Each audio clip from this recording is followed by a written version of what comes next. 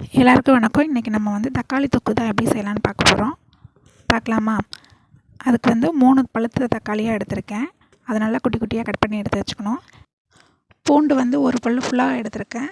இஞ்சி வந்து சுண்டு வர சைஸ் இருக்குல்ல, அதில் அளவு எடுத்திருக்கேன். பெரிய வெங்காயம் வந்து 1 ஸ்லைஸாக கட் பண்ணி எடுத்து வச்சுருக்கேன். இஞ்சி பூண்டு மட்டும் நம்ம தட்டி எடுத்து வச்சுக்கலாம். ஒரு கடாயில் எண்ணெய் சூடானதும் கடுகு 1 ஸ்பூன், சோம்பு 1 ஸ்பூன்.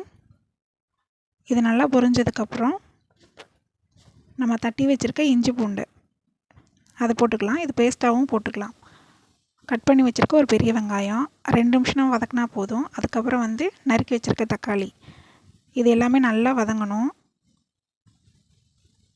இந்தளவு நல்லா வதங்கினதுக்கப்புறம் 1/4 ஸ்பூன் மஞ்சத்தூள், 1 ஸ்பூன் மிளகாய்த்தூள்,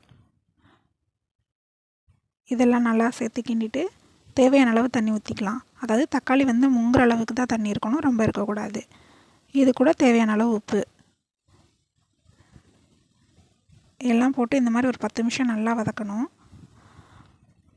இதுக்கப்புறம் சூடாக சாதம் வடித்து வச்சுருக்கேன். அதை வந்து நம்ம எடுத்து வச்சுருக்க தொக்கில் போட்டு ஃபுல்லாக கிண்டி எடுத்துடலாம். அவ்வளோதான், நம்மளோட தக்காளி தொக்கு ரெடி ஆயிடுச்சு. சிம்பிளாக அண்ட் ஈஸியாக ரெடி பண்ணக்கூடிய ஒரு ரெசிபி. ட்ரை பண்ணி பாருங்கள், நல்லாயிருக்கும்.